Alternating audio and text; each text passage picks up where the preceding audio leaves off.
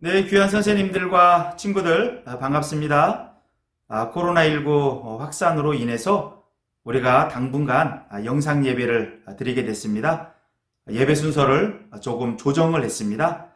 우리 함께 사도신경으로 이제 신앙 고백하시면서 우리 중고등부 예배를 시작을 할 텐데요.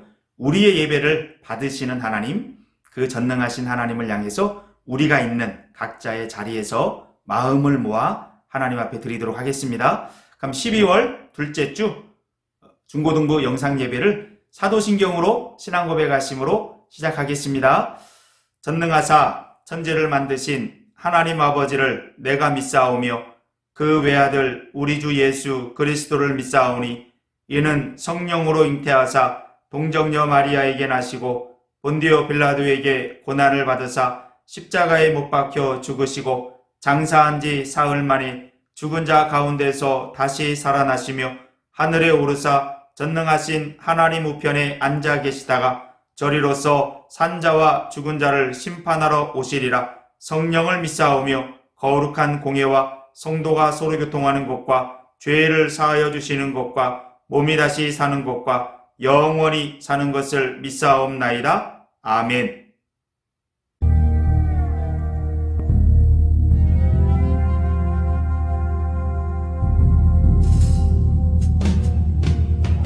세상은 들리고 사람들은 변하여도 나는 주를 섬기리.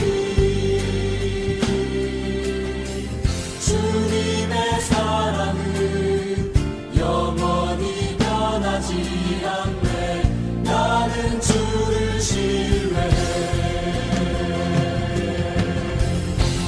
오직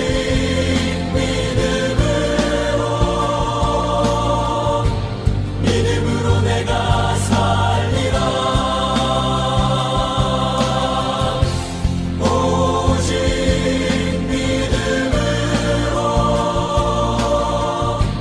믿음으로 내가 살리라.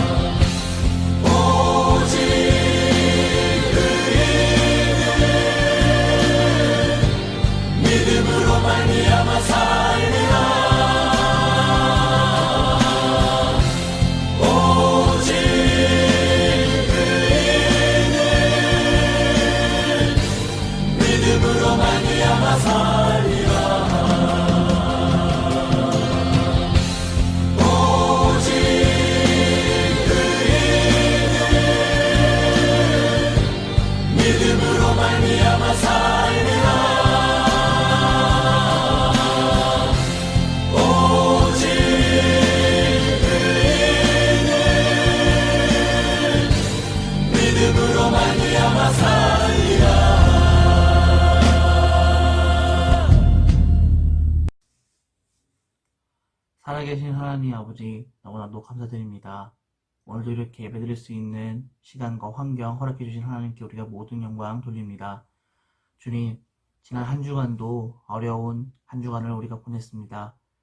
그 어려운 마음을 가지고 지친 마음을 이끌고 이 예배 자리에 나왔으니 주님 부디 우리 마음을 어루만져 주셔서 우리에게 큰 평안과 위로를 허락해 주시옵소서. 주님, 코로나가 다시 기승을 부리고 우리가 다시금 큰 위험에 직면하였습니다.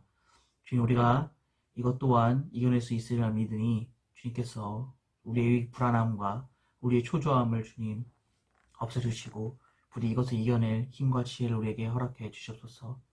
주님, 특별히 이제 고3들과 이제 입시생들이 조금 더 한 발자국 나아갔습니다. 주님께서 남아있는 입시 기간에 더 큰 지혜와 힘을 허락해 주셔서 이 코로나로부터 자유롭지는 않겠지만 이겨낼 수 있는 지혜를 허락해 주셔서 잘 이겨낼 수 있도록 주님 이끌어 주시옵소서. 주님, 우리가 감사하기 힘든 상황에서도 감사하길 원합니다. 우리가 찬양하기 힘든 상황에서도 찬양하길 원하며 예배드리기 힘든 상황에서도 예배드리길 원합니다. 주님, 부디 우리를 긍휼히 여겨 주셔서 우리가 이 상황을 잘 이겨낼 수 있기를, 우리의 마음에, 이 지친 마음에, 상처받는 마음에 우리가 평안과 위로가 함께하기를. 주님, 너무나 힘든 상황입니다. 이럴 때일수록 우리가 우리의 신앙을 뒤돌아볼 수 있도록 도와주시고 우리의 연약한 마음을 회개할 수 있도록 주님 도와주셔서 지금까지 습관적으로 예배에 나왔던 것, 지금까지 형식적으로 찬양을 드렸던 것, 우리가 남의 눈을 의식해서 했던 그 모든 신앙생활이 이제는 다 버려지고 우리가 오직 주님께 믿음으로 나아갈 수 있기를 주님 간절히 원합니다. 너무나 사랑하며 예수님 이름으로 기도드렸습니다. 아멘. 예, 우리 친구들과 선생님들 반갑습니다. 코로나19가 재확산되는 그런 상황 속에서 우리가 영상 예배로 당분간 또 드려야 될 것 같습니다. 이럴 때 우리 심리가 위축될 수도 있는데 이럴 때일수록 우리 선생님들과 친구들 상호간에 서로 연락도 주고받으면서 서로 챙겨주면서 우리 이 어려움의 시기를 우리 서로 이겨나가도록 함께 노력을 합시다. 오늘 말씀은 우리가 마가복음 9장의 말씀인데요. 우리 친구들 미리 광고를 내준 대로 말씀을 미리 찾아놨을 것이라고 생각을 합니다. 이 시간 우리 말씀 앞에 서기 전에 오늘은 퀴즈로 한번 시작을 해볼까 합니다. 오늘 퀴즈 내용을 통해서 우리가 그동안 배웠던 부분들 한번 정리하면서 오늘 말씀 속으로 들어가도록 그렇게 하겠습니다. 오늘 퀴즈는 세 문제가 나가게 되는데요. 첫 번째입니다. 제자들을 비롯한 유대인들이 가졌던 메시아관이 있었죠. 그 메시아관의 이름은 무엇일까요? 예, 군사적 메시아관. 다른 표현으로는 정치적 메시아관이라고 부르죠. 예, 군사적 메시아관은 적은 수의 군대를 가지고 훨씬 강한 적을 하늘의 능력을 힘입어서 물리칠 수 있는 메시아, 그런 지도자를 갈망하는 거죠. 제자들을 비롯한 유대인들이 당시 그러한 지도자관을, 메시아관을 가지고 있었다라고 하는 부분들이에요. 그래서 예수님은 항상 그 부분을 경계했죠. 예수님이 능력과 힘이 있는 것은 맞지만 우리의 죄를 담당하기 위해서 고난받는 메시아로 왔다라고 하는 부분들, 이 부분을 예수님은 항상 가르쳤습니다. 두 번째 퀴즈입니다. 예수님과 우리는 가족의 친분 관계로 봤을 때 어떤 관계일까요? 정답은 형제 관계라는 겁니다. 예수님에게도 하나님 아버지는 아버지예요. 우리에게도 하나님 아버지는 아버지에게요. 같은 아버지를 고백하는 형제의 모습이 예수님과 우리의 관계입니다. 히브리서를 통해서 보면 예수님이 형제와 같이 우리와 같은 신분을 취했다. 그 부분이 나오거든요. 그래서 맏형, 큰형으로서 우리의 삶에 밀접하게 관련이 되어져 있다. 형제 관계, 가족 관계로 볼 수 있다는 겁니다. 마지막 세 번째입니다. 형제가 어려움을 겪고 있어요. 가까운 친척이 어려움을 겪고 있어요. 능력이 있는 형제나 친척 가운데 기꺼이 그 형제나 친척의 어려운 문제를 해결해주는 그 사람을 뭐라고 부를까요? 정답은 고엘이라고 해요. 히브리어로 고엘이라고 불러요. 형제 간에 친족 간에 어려움을 겪는다. 예를 들면 분배받은 땅을 가지고 농사를 짓다가 경제적 어려움을 겪어서 그 땅이 다른 사람에게 소유권에 잠시 넘어가는 거예요. 그때 형제나 친척 가운데 경제적인 여유가 있고 힘이 있는 사람은 그 어려움에 빠진 형제나 친척을 외면하지 않고 자기의 돈을 들여서 기꺼이 즐거운 마음으로 회복시켜주는 것. 그걸 고엘이라고 불러요. 힘 있는 사람이 그 역할을 감당해 주는 거죠. 그래서 예수님과 우리의 관계적인 부분들이 있어서 예수님은 고엘로서 우리에게 도움을 준다라고 하는 거예요.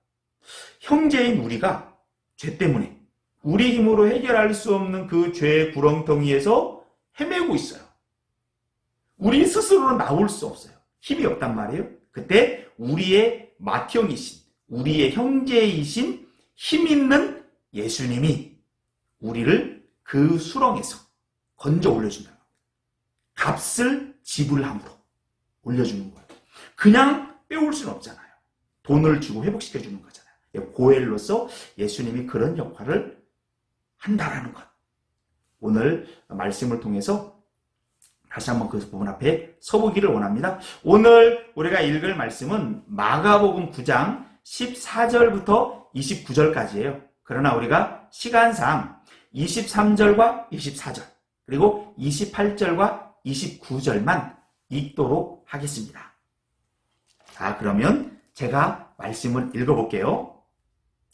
예수께서 이르시되 할 수 있거든이 무슨 말이냐? 믿는 자에게는 능히 하지 못할 일이 없느니라 하시니 곧 아이의 아버지가 소리를 질러 이르되 내가 믿나이다. 나의 믿음 없는 것을 도와주소서 하더라. 집에 들어가심에 제자들이 조용히 묻자오되 우리는 어찌하여 능히 그 귀신을 쫓아내지 못하였나이까? 이르시되 기도 외 다른 것으로는 이런 종류가 나아갈 수 없느니라 하시니라. 아멘. 오늘 우리가 말씀을 통해서 우리가 오늘 두 가지를 크게 생각해 보기를 원하는데요. 오늘 말씀이 읽기 앞부분에 보면 예수님께서 변화산이라는 곳에 올라갑니다. 변화산이라는 따로 산이 있는 게 아니고 예수님께서 변화되어졌기 때문에 그 산을 그냥 변화산이라고 부르는 거예요. 거기 핵심 제자 3명을 베드로와 야고보와 요한을 데리고 예수님이 그 산에 올라가요. 그 산에 올라가서 놀라운 변화가 일어납니다. 세상의 그 어떤 것으로도 희귀할 수 없는 변화를 예수님이 일으키거든요. 그 속에서 예수님이 모세와 엘리야를 만나서 대화하는 부분이 앞부분에 언급이 되어져요.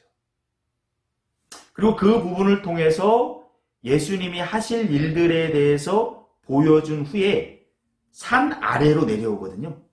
그러니까 오늘 14절부터 펼쳐지는 말씀은 예수님이 산에 올라가 있을 때, 그때 아래에서 있었던 일이에요. 예수님이 내려와서 이제 이야기가 시작이 되어집니다. 서기관들도 많은 무리들도 제자들도 산에 올라가지 않은 제자들이 있었잖아요. 서로가 변론을 해요. 서로 막 이야기를 주고받아 치열하게. 그때 예수님이 딱 나타나니까 많은 사람들이 깜짝 놀랍니다. 아마 산에서 놀라운 변화가 있었잖아요.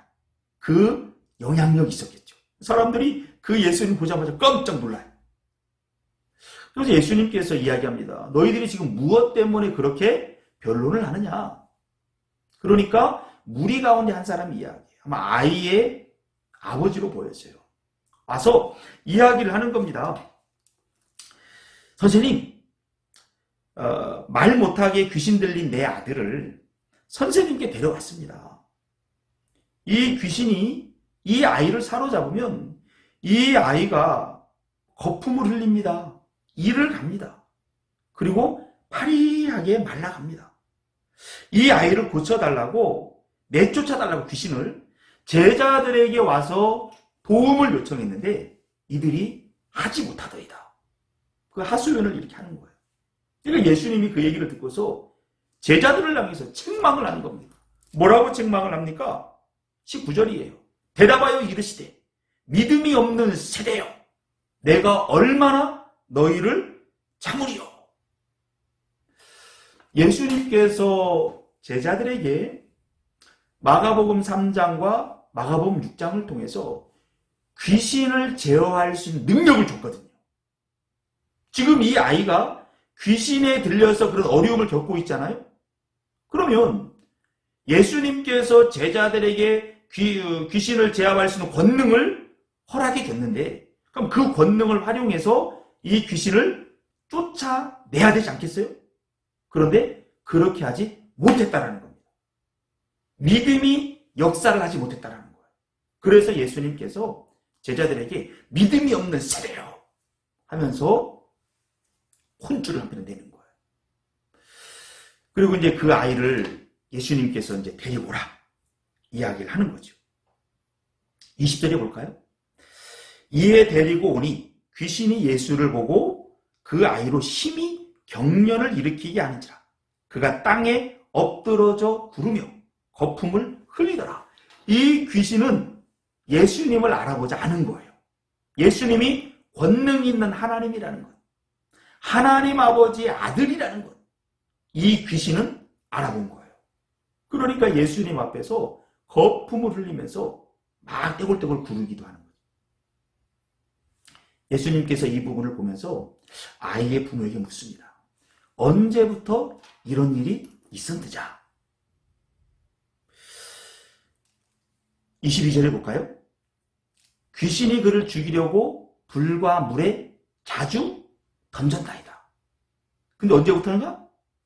21절에 보면 어릴 때부터. 이런 고생을 이 아이가 어릴 때부터 한 거예요. 그러니까 부모로서 이 고난을 당하는 아이를 보면 어떤 마음을 가졌겠어요? 마음이 무너지는 거예요. 여러분, 자녀가 아프면 부모는 훨씬 더 아픕니다. 우리 친구들도 그런 경험했을지도 몰라요. 여러분들이 막 열이 나고 힘들고 그러면은요, 엄마 아빠는 더 힘들어요. 그 어떻게 해주고 싶은데 해주지 못하는 그런 부분들이 안타까움이 있기 때문에 부모는 더 애달파하고 더 힘들어하는 것이거든요. 이게 부모의 마음이에요.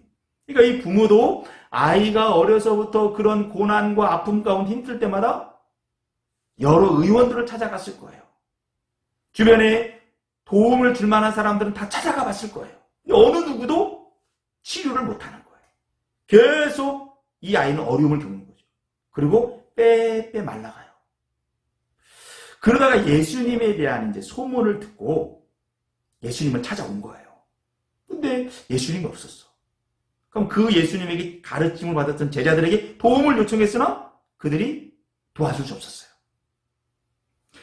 그러다 이제 이 부모가 예수님을 만났으니까 예수님에게 요청을 하는 겁니다. 무엇을 하실 수 있거든. 우리를 불쌍히 여기사 도와주옵소서. 자, 이 얘기 속에 어떤 의미가 담겨져 있냐면요. 이 귀신 들린 부모는, 아버지는 예수님께서 그동안 놀라운 역사를 펼쳤다라고 하는 그 소문을 들었잖아요. 소문을 듣고서 지금 예수님에게 왔는데, 예수님이 어려서부터 이 귀신에 사로잡혀 있는 내 아들은 고칠 수 있을까? 한편에 예수님의 능력에 대해서 살짝 의심을 하는 거예요. 그러다 예수님께서 뭐라고 이야기합니까? 23절이죠. 예수께서 이르시되 할 수 있거든이 무슨 말이냐? 믿는 자에게는 능히 하지 못할 일이 없느니라. 그 얘기를 딱 해요. 예수님의 이 말씀 속에서 우리가 큰 의미를 깨달아 알 수 있어요. 예수님에게는 능력이 있다라는 겁니다. 능력이 있어요. 권능이 있다라는 겁니다. 자, 우리가 퀴즈에서 했던 부분을 여기서 한번 살짝 정리해 봅시다. 예수님이 놀라운 역사를 일으켰어요. 물을 포도주로 바꾸기도 하고 떡 5개와 물고기 2마리를 가지고 남자 장정만 5,000명 그리고 12바구니를 거두잖아요. 7병 몇 떡 7개와 물고기 2서너 마리를 가지고 남자 장정만 4,000명을 먹어요. 그리고 7 광주리를 걷잖아요. 물위를 걸어요. 썩어 냄새나는 나사로도 살려요. 예수님은 굉장한 능력을 행했단 말이에요. 그런 능력이 행할 때마다 제자들을 비롯한 유대인들은 어떤 생각을 했어요? 아, 군사적 메시아가 왔다. 이런 환상을 꿈꾸는 거예요. 예수님은 분명히 능력이 있는 건 맞습니다. 그런데 그 능력이 있는 예수님은 단순히 그런 능력을 과시하기 위해서 온 분은 아니에요. 예수님은 무엇을 위해서 왔습니까? 고난당하는 메시아로 왔어요. 형제된 우리가 죄 때문에 지금 고난 가운데 있잖아요. 어려움 가운데 있잖아요. 병이나 아픔이나 늙음이나 죽음이나 이 모든 게 뭐 때문에 왔어요? 죄 때문에 왔다고요. 죄 때문에 힘들어하고 고생하는 형제된 우리를 구원하기 위해서 예수님이 왔단 말이에요. 고엘, 앞에서 배웠잖아요. 고엘은요, 어려움을 겪고 있는 형제나 친척을 기꺼이 도와주는 거잖아요. 그냥 도와줄 수 있어요? 내가 도와줄 만한 힘이 있을 때 도와줄 수 있잖아요. 어떤 할머니, 할아버지가 짐을 양손에 들고 가요. 너무 힘들어해요. 그럼 그 짐을 들어주고 싶어요? 누가 들어줄 수 있을까요? 그 짐을 넉넉히 들어줄 만한 힘이 있는 사람이 들어주는 건 아니겠어요? 지팡이 짚고 다니는 할아버지, 할머니가 도와줄 수 있을까요? 마음은 도와주고 싶어도 힘이 없으면 못 도와주는 거예요. 힘이 있기 때문에 도와주는 거잖아요. 그러니까 예수님께서 놀라운 일들을 하시는 부분은 내가 내 형제된 이들을 죄에서 건져낼 힘이 있다. 그걸 보여주기 위해서, 알려주기 위해서 힘을 행사하는 것이지, 단순히 우리의 적을 물리치기 위해서, 우리의 야망을 채워주기 위해서 그 힘을 쓰는 분은 아니다라는 거예요. 근데 군사적 메시아관은 자기들의 야망을 채우기 위해서, 로마를 물리치기 위해서 그 힘을 써줄 지도자만을 구하고 있었다는 겁니다. 그래서 군사적 메시아관은 잘못된 부분이거든요. 그래서 예수님은 놀라운 일들을 행할 때마다 사람들이 오해할까 싶어서 그 일이 퍼져나가지 못하도록 막았어요. 우리 친구들 9장 9절을 한번 보시기 바랍니다. 그리고 9장 30절 31절을 보기를 원해요. 예수님께서 이 소문을 내지 말라. 나가 또한 예루살렘 올라가면 내가 죽음을 맞이할 것이다. 이런 얘기를 덧붙였어요. 그걸 통해서 내가 힘은 있지만 그 힘이 너희들의 야망을 채워주기 위한 군사적 메시아가 아니라 죄에서 너희를 건져내기 위한 그 힘을 쓰는 고난당하는 메시아다 라는 부분을 알려주거든요. 하여튼 이 이야기를 하면서 할 수 있거든이 무슨 말이냐? 죄에 빠진 자기 백성들이 고난당하는 그 일을 위해서는 예수님이 얼마든지 힘을 쓸 수 있다. 이걸 보여주는 거예요. 그러니까 이 부모가 내가 믿나이다. 믿음으로 반응하기 시작해요. 그리고 나의 믿음 없는 것을 도와주소서. 믿음의 강화를 요청을 해요. 자, 여기서 우리가 하나 생각해 볼 부분입니다. 믿음이 뭡니까? 믿음은 열심과는 다른 건데요. 믿음은 하나님의 선물입니다. 하나님의 선물로서 우리 가운데 믿음이 들어와요. 들어온 믿음은 우리 안에서 역사를 하는 거예요. 자, 이 부모가 예수님에 대한 선한 소문을 들었어요. 능력이 있다라는 소문은 들었어요. 이제 믿음이 서서히 시작을 하는 겁니다. 이걸 선행하는 은혜라고 부르는데요. 그 예수님에게 찾아올 수 있는 것조차도 나름대로 은혜가 있어야 찾아오는 거예요. 아무나 예수님에게 오는 게 아니에요. 그 소문을 듣고 예수님에게 이렇게 왔어요. 그리고 예수님과 대화를 하면서 할 수 있거든이 무슨 말이냐? 예수님의 입에서 권능 있는 말씀이 나오잖아요. 이 말씀이 이 부모의 마음속에 들어가는 거예요. 들어가자 이 말씀을 따라서 믿음이 생기기 시작하는 거예요. 이 생긴 믿음은 강화될 필요가 있는 거예요.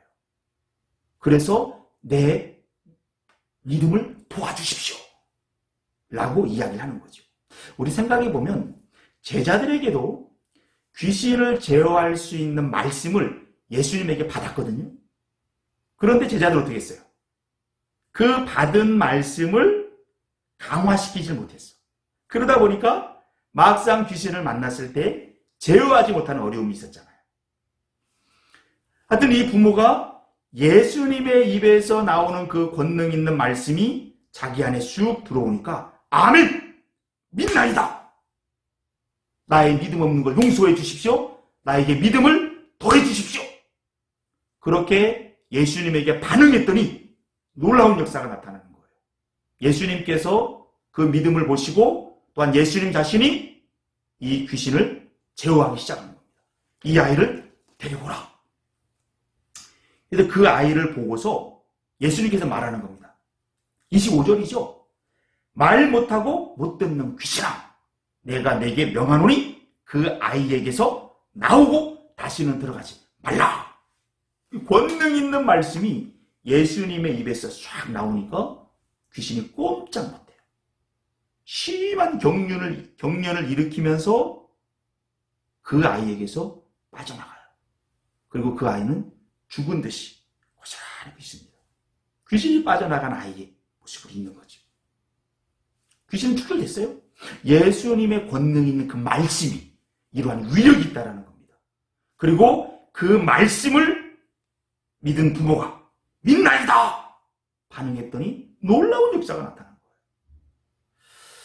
이 기적적인 놀라운 역사가 나타난 후에 사건이 종료가 됐죠.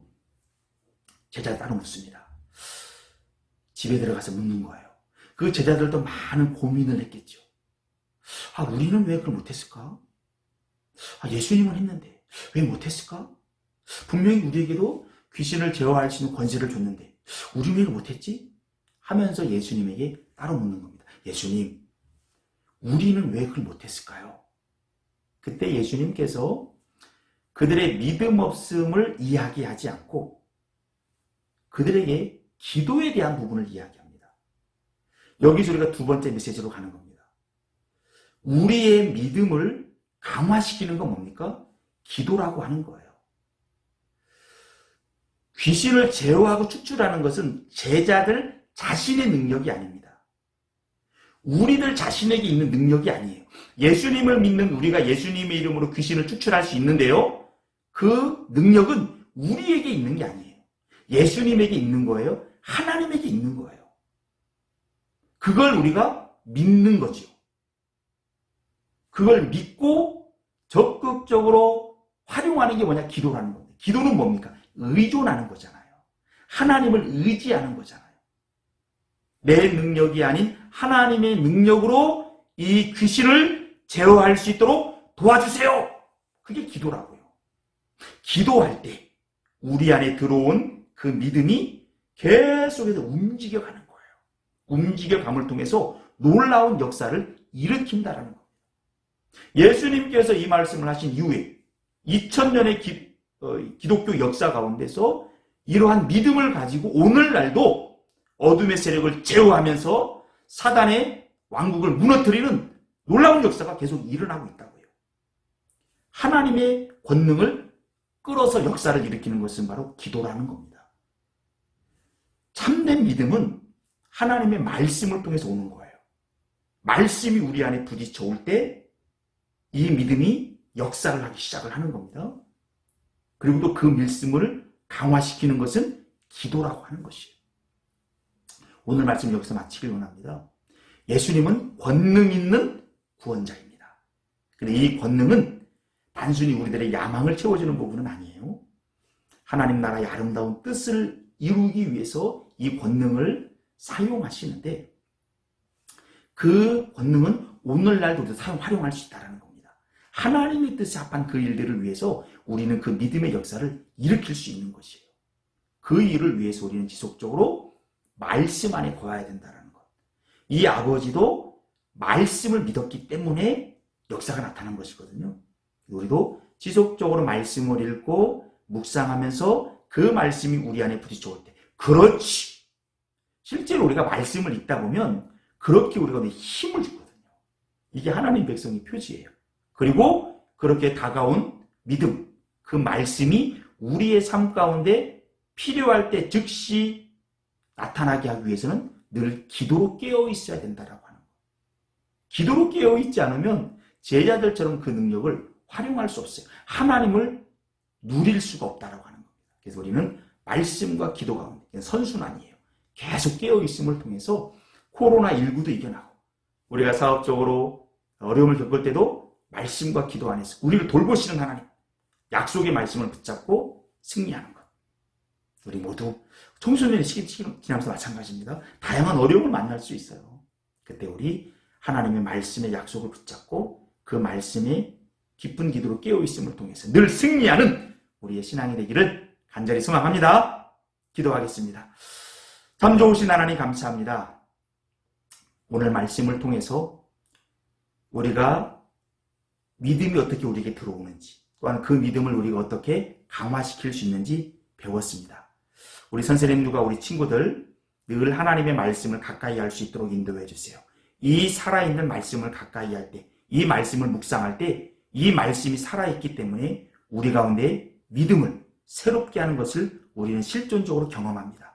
매 순간 경험할 수 있도록 인도해 주시고, 또한 우리의 믿음이 우리의 삶 가운데 늘 역동적으로 움직여 갈 수 있도록 기도로 깨어있는 우리 선생님들과 친구들이 되어줄 수 있도록 인도해 주시기를 원합니다. 살아계신 하나님을 의지하며 예수 그리스도의 이름으로 기도합니다. 아멘. 자, 이 시간은 광고 시간입니다.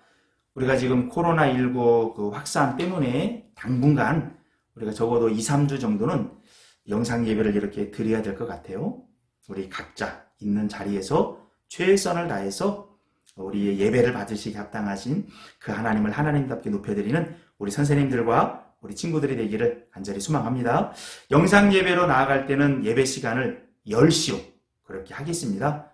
왜냐하면 11시에 또 우리 교회 작년 예배가 또 영상 예배가 있기 때문에 우리가 10시에 예배를 드려야 순서적으로 맞을 것 같아요. 그러니까 시간 꼭 지키시기 바랍니다. 10시.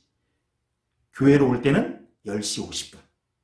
염두해 주시면서 하고, 오늘도 순서가 좀 바뀌었어요. 사도신경으로 우리 예배를 받으신 하나님 앞에 그렇게 순서를 정해서 나아가는 것이 맞겠다 싶어서 그렇게 했으니까 우리 친구들도 사도신경으로 신앙 고백하시면서 그렇게 우리 예배 자리에 서기를 간절히 소망하고요. 12월 이상 바쁩니다. 우리 연말 시상도 있고 졸업식도 있고 선생님들도 준비해 가고 있거든요. 우리 친구들도 끝까지 최선을 다해주기 바랍니다. 또 하나는 우리 그 학생 임원단 지금 선정 작업이 들어갔어요. 완료된 부분도 있기도 한데 우리가 지금 코로나 상황이라 모여서 지금 투표할 수 있는 상황이 아니어서 부득이하게 선생님들끼리 이 부분들 좀 매듭을 짓기로 했거든요. 우리 친구들 이해해 주기를 바라고, 새로 선출된 임원진들 내년 2021년 우리 멋지게 우리 중고등부를 섬기고 세워나가는데 귀한 그 임원으로서 역할을 해주시길 바랍니다. 또한 선생님들 임원단도 지금 계속 수정 작업을 거치고 있거든요. 최종적으로 확정되어지면 공고하도록 그렇게 하겠습니다. 새로 세워진 임원진들이 우리 중고등부를 견고하게 잘 섬겨나갈 수 있도록 계속 기도해 주시기를 바랍니다. 그리고 말씀과 기도, 지금 하루에 한 장, 기도는 10분 이상 우리 지금 계속 광고가 나가고 있는데 하여튼 체득화되도록 해봅시다. 큐티가 나갈 때는 큐티를 해주시면 됩니다. 자, 마지막으로 우리 코로나19라 서로 얼굴을 보기가 쉽지 않아요. 이럴 때 서로 서로 댓글로 서로 안부를 주고받기도 하고 전화로 안부를 주고받기도 하면서 우리의 신앙이 흔들리지 않도록 같이 우리 서로 마음을 모아갑시다. 그럼 이 시간 축도로 예배를 마치도록 하겠습니다.